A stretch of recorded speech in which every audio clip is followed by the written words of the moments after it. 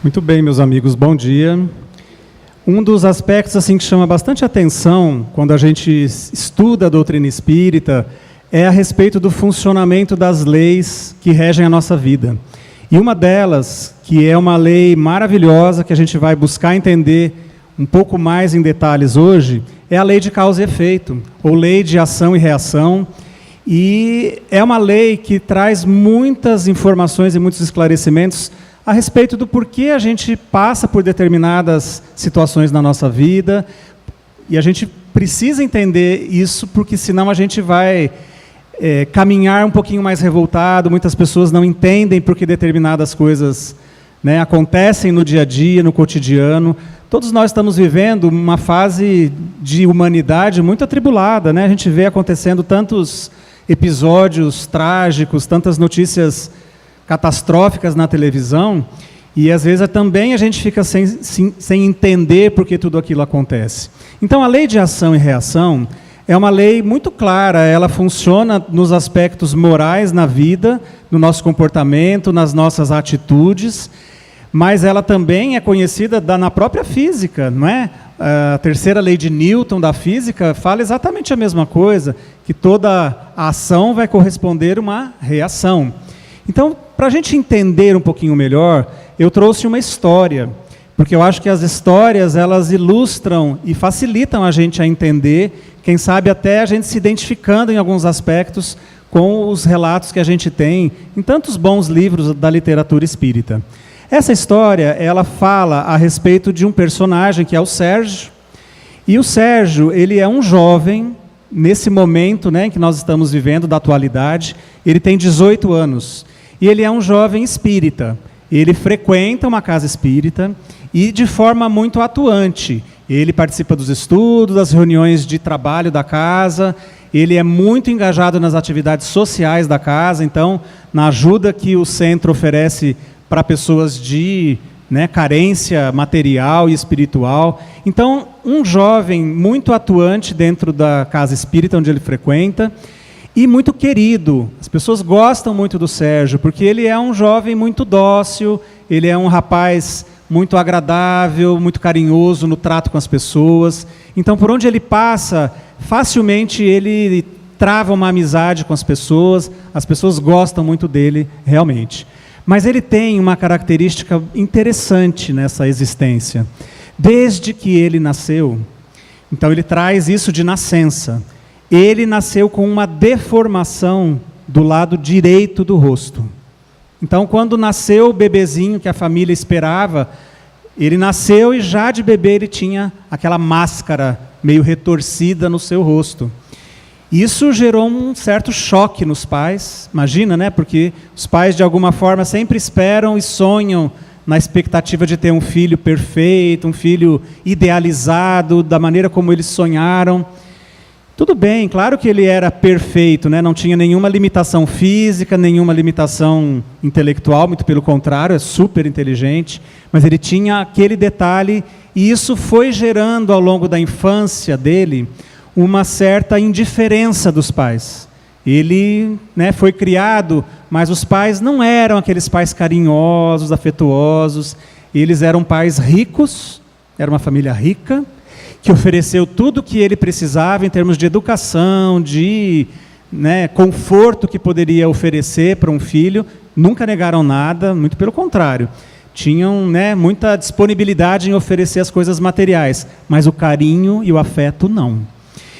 E tudo isso ainda se agravou mais quando nasceu o segundo filho do casal, que era uma menina linda, loira, sabe o bebê Johnson, que a gente chama, aquela menina perfeita, que eles também esperavam tanto uma filha.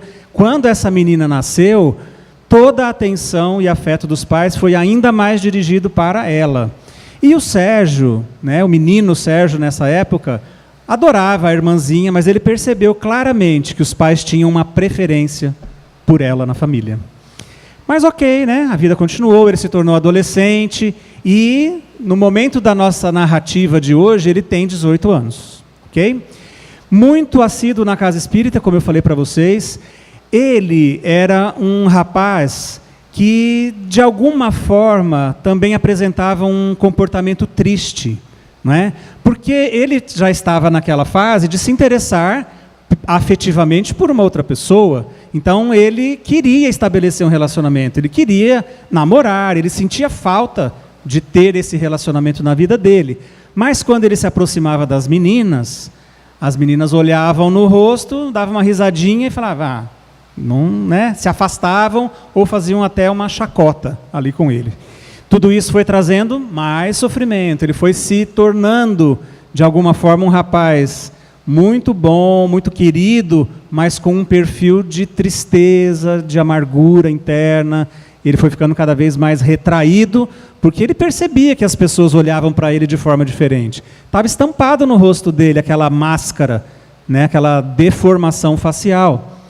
Então, olha que interessante, num dia, numa das reuniões de trabalho da Casa Espírita, estavam ali trabalhadores, uma reunião privativa, e durante um momento de manifestação mediúnica naquele grupo, um espírito se manifestou e se dirigiu especificamente a ele, falando assim: Sérgio, você é um amigo nosso, a gente gosta muito de você, aqui do lado de cá da espiritualidade, e a gente percebe a sua dedicação, que você é um cara que estuda, trabalha e está num caminho muito bom, parabéns, mas a gente também está percebendo que você é muito triste.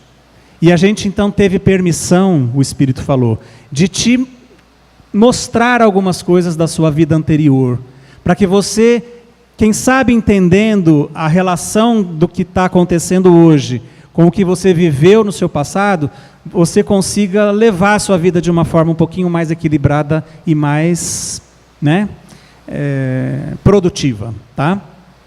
E aí ele começou a narrar alguns detalhes, obviamente que ele não, né, trouxe um panorama completo, porque a gente sabe que a gente não precisa saber do nosso passado para a gente continuar vivendo aqui. Mas naquele caso, os espíritos amigos acharam que seria interessante.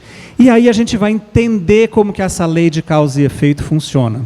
Quando a gente fala, né, da lei de causa e efeito, a gente tem que ter cuidado, meus amigos, porque senão a gente cai num raciocínio de uma matemática divina. Né? Então, beleza, se eu fiz algo no meu passado, eu vou pagar por aquilo. Claro que sim, a lei diz isso, mas a gente tem que entender que existem nuances nessa lei. Né? Não é simplesmente você ter esse raciocínio, fez tal coisa, vai pagar na mesma moeda, vai depender muito de como a gente fez, né? De como a gente quer pagar, de como é possível pagar. A lei não vai cobrar tudo de uma vez, senão, coitados de nós, né? Se a gente tivesse que pagar todos os nossos débitos que a gente já fez em encarnações anteriores. Tudo é muito bem programado e a vida é planejada assim para os espíritos. Então, nós vamos entender a história do Sérgio, contada pela narrativa do espírito amigo se comunicando nessa reunião. Ele disse assim: você, Sérgio, viveu numa outra vida lá no Nordeste brasileiro. Você era um caboclo que se chamava Severino. E você viveu, então, por volta do ano da década de 1920, lá no Nordeste brasileiro. Tá? Você era filho único de uma família muito pobre. Seus pais eram um pouquinho mais de idade quando você nasceu, ao contrário do que era comum na época, né? O casal jovem já tinha muitos filhos. Não, os pais dele já eram de idade um pouquinho mais avançada em relação à maioria, quando tiveram o Sérgio, que foi filho único. E pais muito amorosos, pais muito dedicados, pais muito preocupados com o bem-estar desse filho, que o tempo todo estavam ali muito presentes, mesmo na simplicidade, né, de uma região muito pobre, sem possibilidades de estudo, sem possibilidades econômicas, além do que ter lá os seus animais, sua plantaçãozinha, era uma vida de sobrevivência, realmente, lá no cangaço nordestino.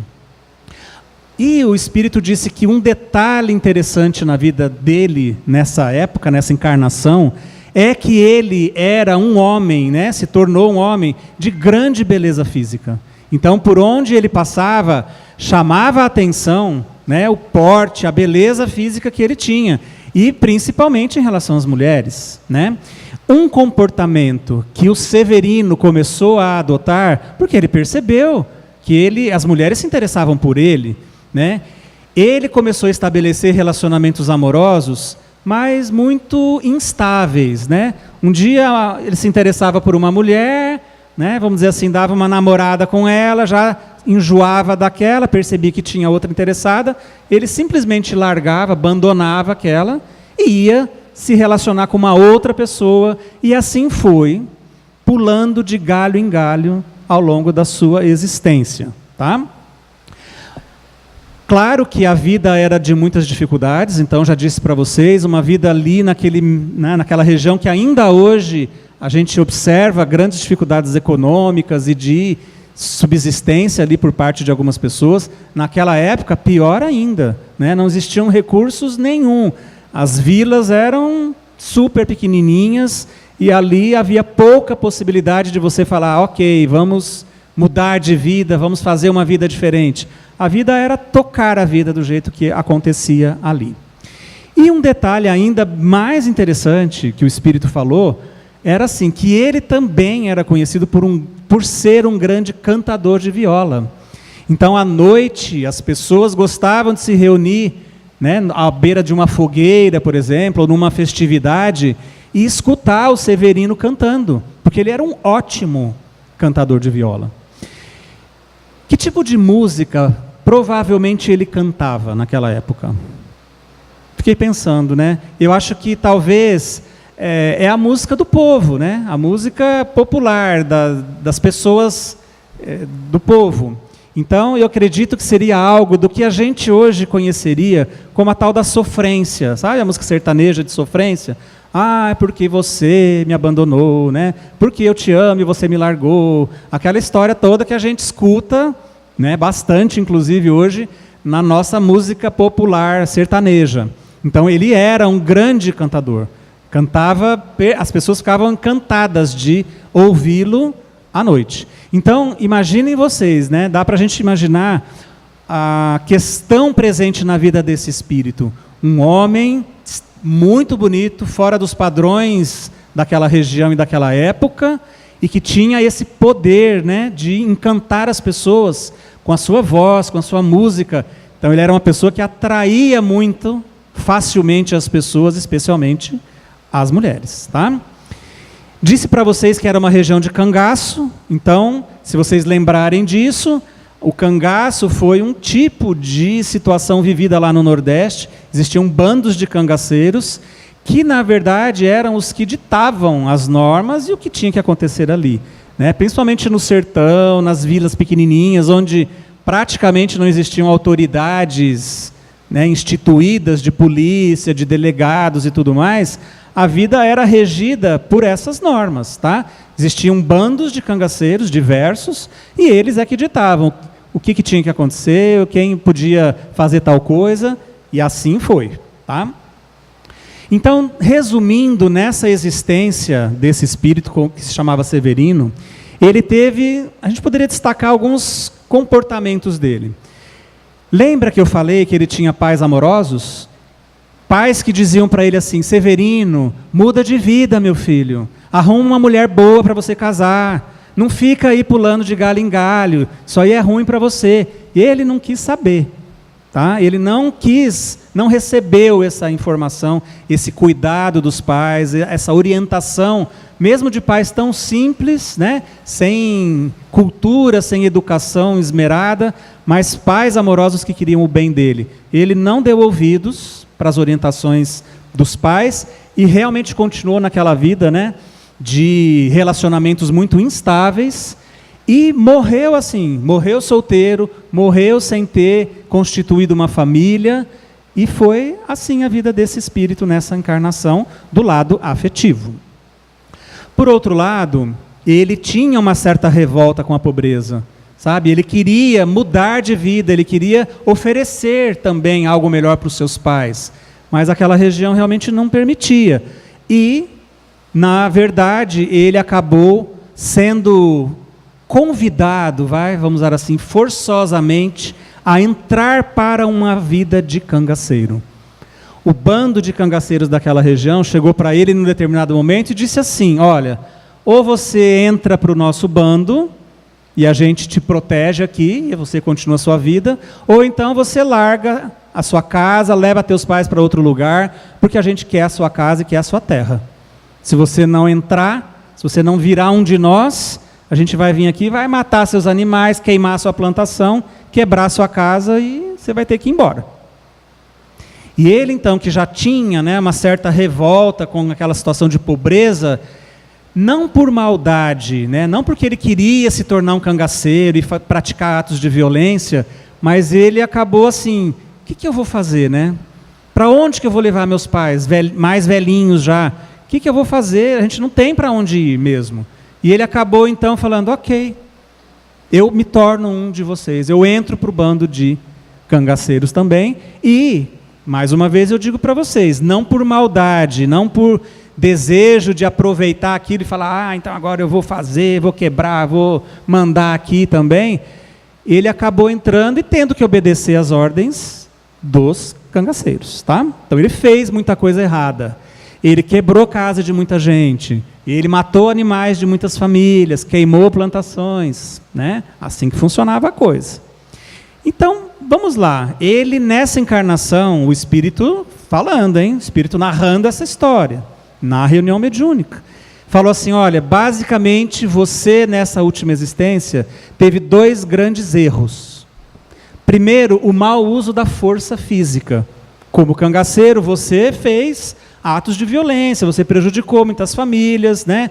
Mesmo a gente sabendo que você não quis fazer isso por vontade própria, por índole má.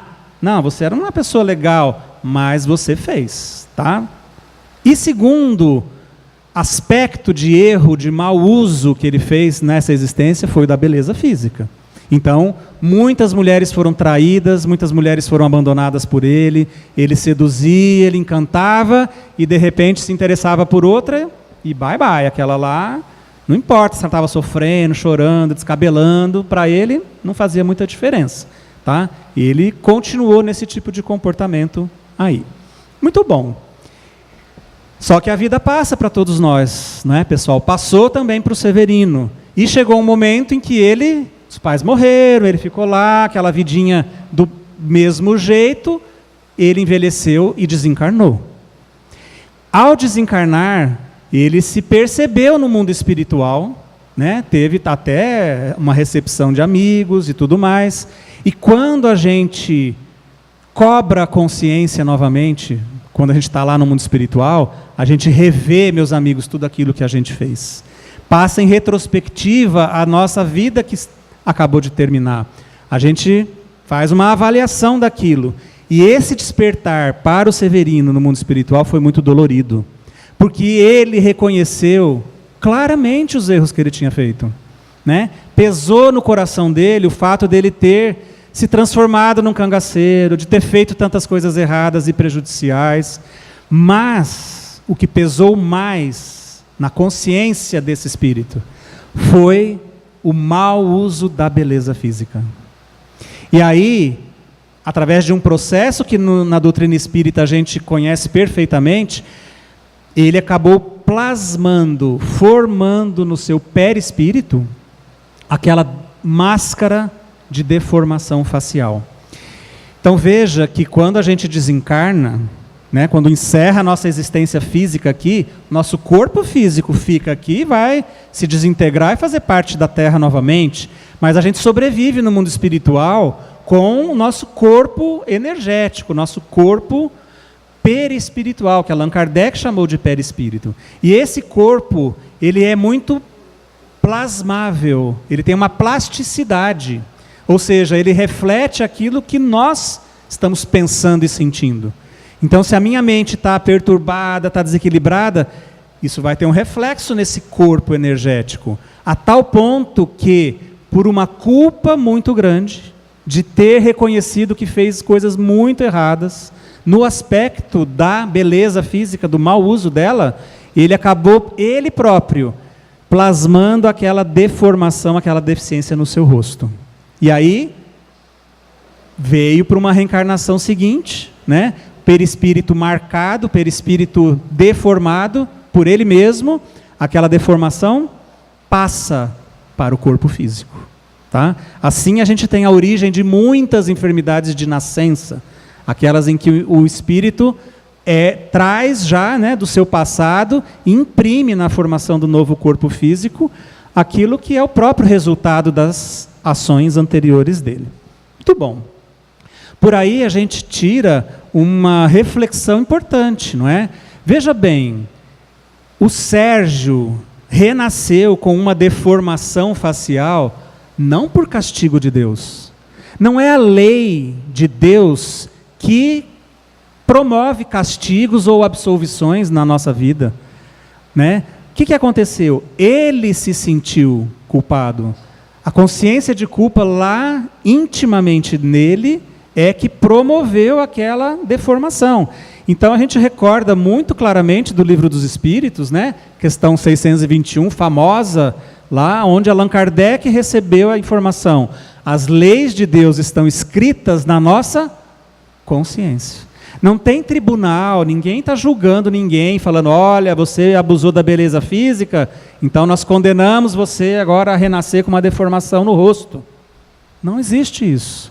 É dentro de nós que a gente reconhece, ou tem momentos em que a gente não reconhece, mas está inscrita na nossa consciência, a lei. E aí, automaticamente ou programadamente, a gente vai renascer passando por situações que a gente precisa para resolver as nossas pendências lá do passado. Tá? Então eu gosto muito também de André Luiz, né? Espírito que trouxe uma obra maravilhosa. Se você quer ler um livro que esclareça sobre esses mecanismos da lei de ação e reação, de causa e efeito, porque são muitos aspectos envolvidos, pessoal. Leia esse livro de André Luiz, que chama Ação e Reação. Ali ele traz casos maravilhosos e as nuances de como essa lei funciona. Vale a pena, é uma leitura necessária se a gente quer entender esse livro. Então ele diz assim, olha que bacana, antes de tudo, nós somos devedores da lei. Ferindo os outros, na essência nós estamos ferindo a obra de Deus. Isso quer dizer o quê? Que, por exemplo, quando eu faço algo que prejudica uma pessoa, então eu fiz algo ali que prejudicou o Dejair, muito mesmo, né? Fiz algo horrível para ele. Se ele tiver num outro nível evolutivo que o meu, e ele simplesmente entende, me perdoa, a vida dele vai continuar. Provavelmente a gente vai estar em níveis, em patamares de vibração e de evolução diferentes, ele vai seguir a vida dele, nas outras encarnações eu vou seguir a minha. Não preciso reencarnar junto dele para pagar o que eu fiz, para sanar o meu erro para ele. Porque se ele já me perdoou, a vida dele está continuando. Agora, o que é mais comum acontecer é, quando eu faço mal para alguém, a gente está mais ou menos no mesmo nível evolutivo, esse alguém se sente prejudicado, esse alguém não vai me perdoar, esse alguém vai querer se vingar, e aí então a lei nos coloca juntos para que eu aprenda a pagar o que eu fiz de errado, e aquele a quem eu fiz de errado aprenda a perdoar e continuar a sua vida. Mas se aquele a quem a gente prejudicou já está em outra esfera, a gente não tem que pagar para aquele espírito. A lei se encarrega de mecanismos nas próximas existências em que eu vou pagar meus erros, não precisa ser para aquela pessoa. Porque a gente não deve para aquela pessoa, a gente deve para a lei. Está dentro da nossa consciência. Ok. Um aspecto bem importante quando a gente fala de lei de ação e reação, e isso está presente na vida e na história desse espírito, é aquilo que a gente chama de agravantes ou atenuantes.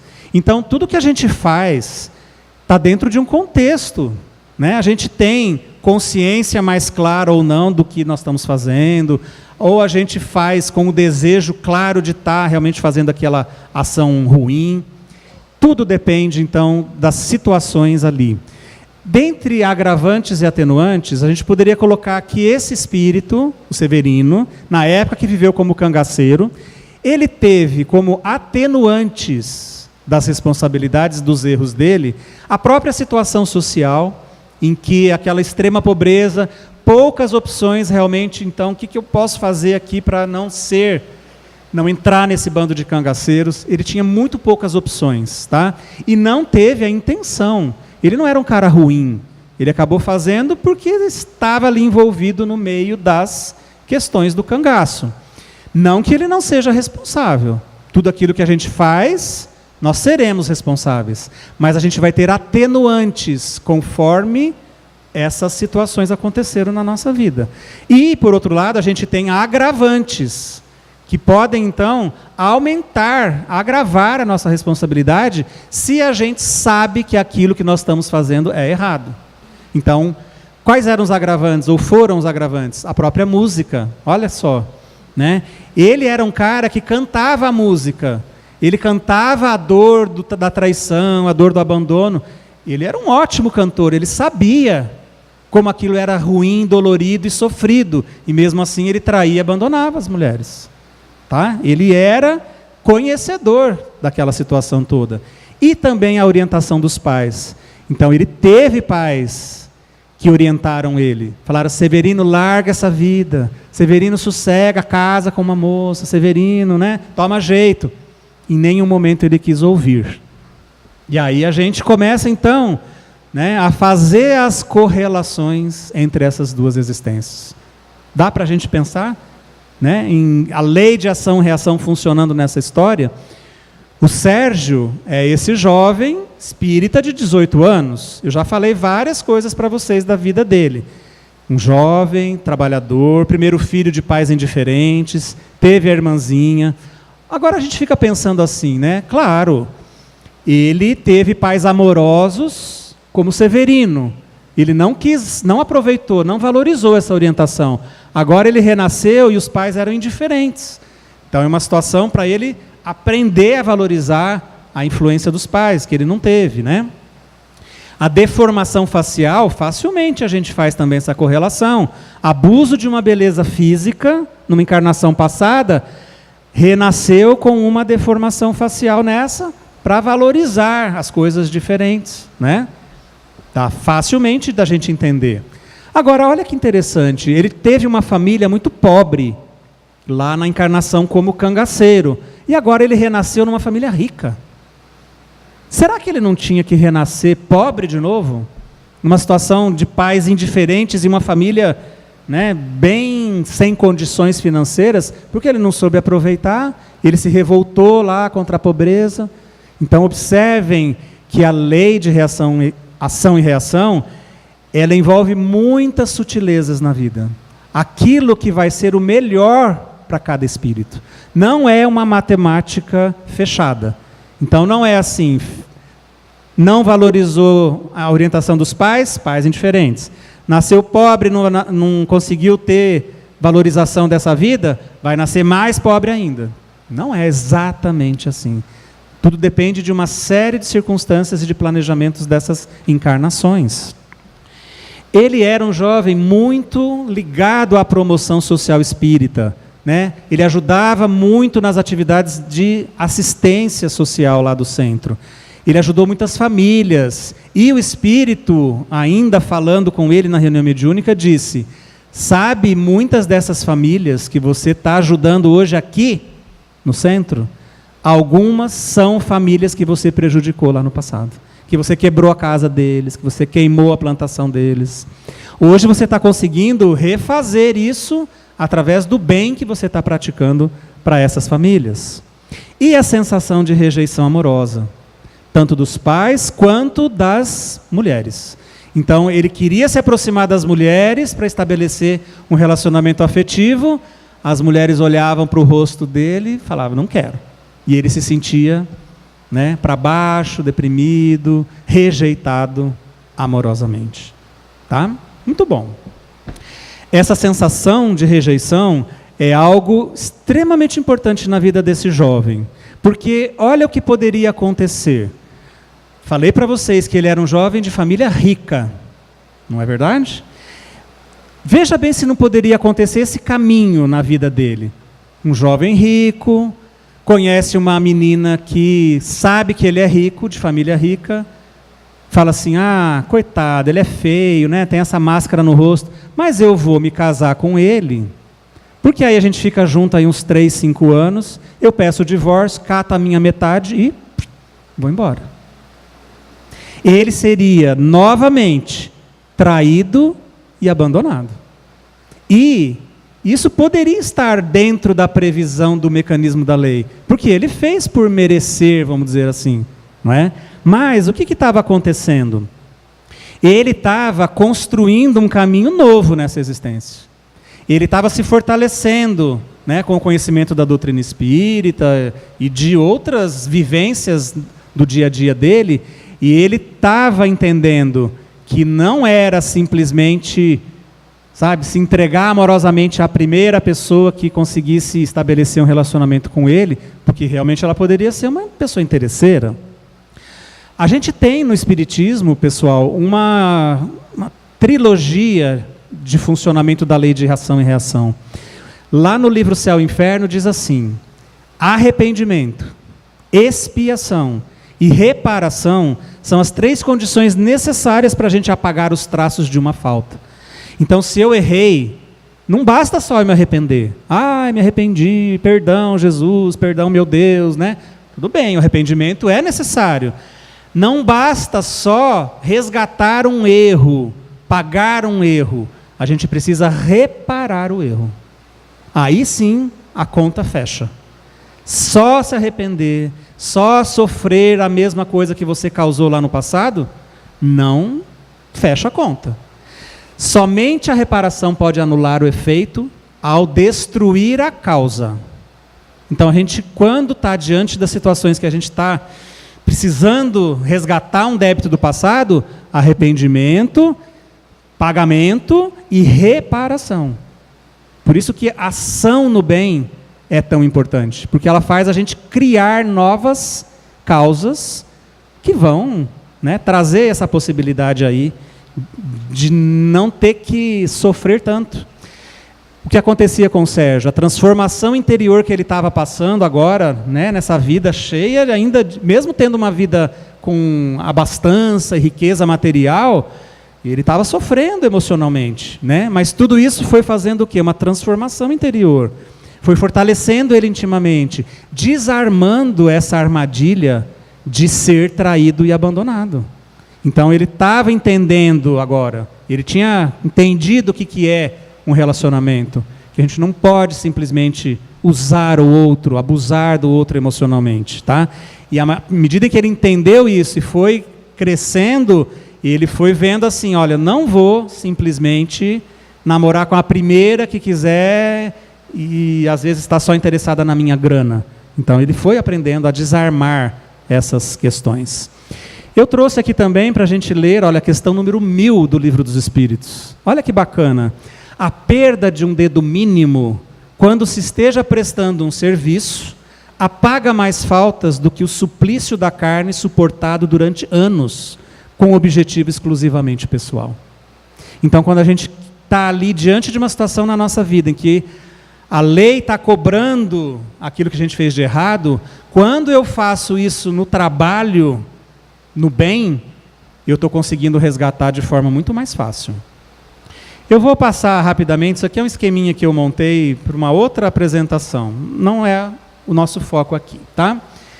Mas quero recordar essa frase tão famosa, né, da carta de Pedro, acima de tudo, olha lá, vocês vão lembrar, cultivai o amor com ardor, porque o amor cobre uma multidão de pecados. Então, se você quer pagar os seus erros da melhor forma possível nessa existência, sabe qual é o melhor jeito? Amando, aprendendo a amar, a fazer as coisas com amor. O amor cobre a multidão de pecados. O Sérgio poderia ter encontrado uma moça interesseira, casar, ser abandonado, ser traído, perder parte do dinheiro dele. Não seria uma injustiça. Seria algo que estaria até previsto dentro das possibilidades de pagamento que a lei exige, mas ele tem escolhas de pagar de forma diferente.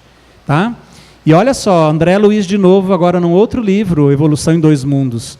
Isso é sensacional, pessoal, isso é maravilhoso dentro da doutrina espírita. André Luiz diz assim, todo dia nós melhoramos ou agravamos a nossa situação, formando novas causas, refazendo o destino. Então, o destino não é uma coisa marcada fatalmente, tudo que vai acontecer na nossa vida já está escrito. Quando ele renasceu com a deformação facial, aquilo é um destino. Ele criou, não foi colocado impostamente.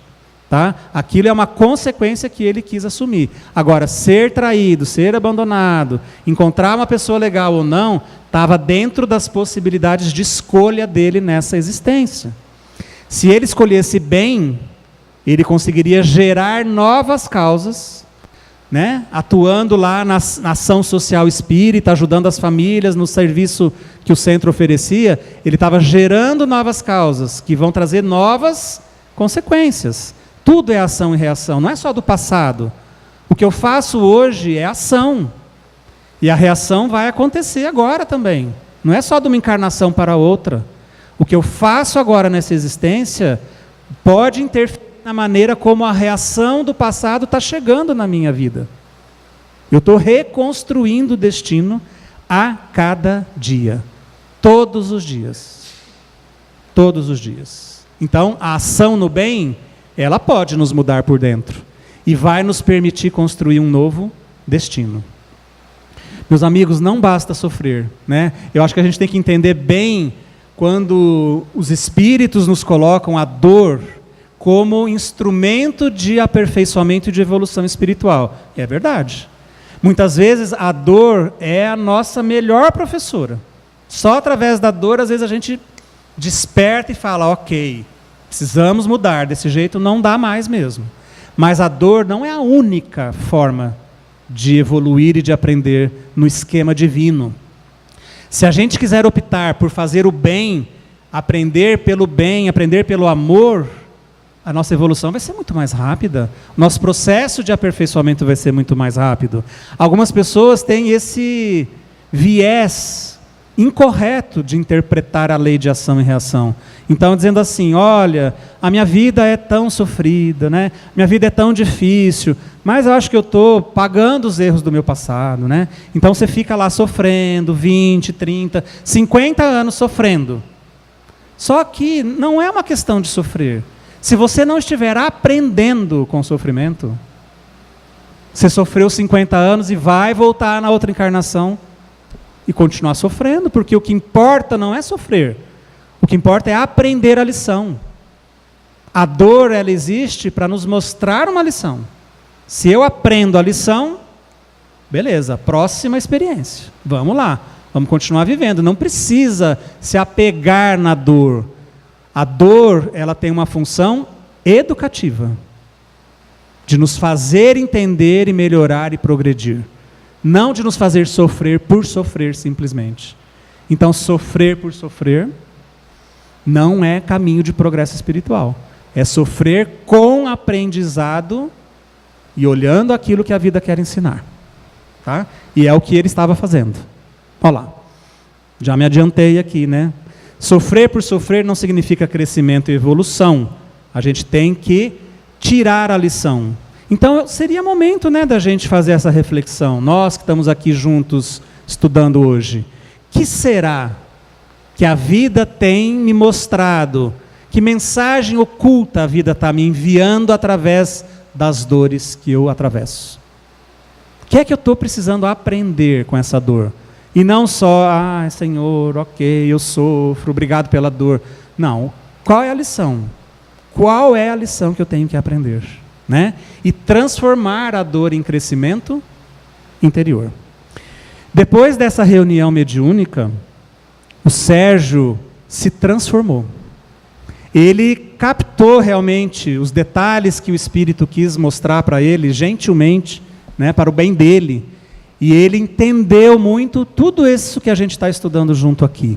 E aí, ele voltou para sua casa, ele não tinha mais aquela revolta que ele tinha com os pais, que davam tanta atenção só para a irmãzinha. Não, ele soube administrar, ele ofereceu amor para esses pais também, a relação deles melhorou.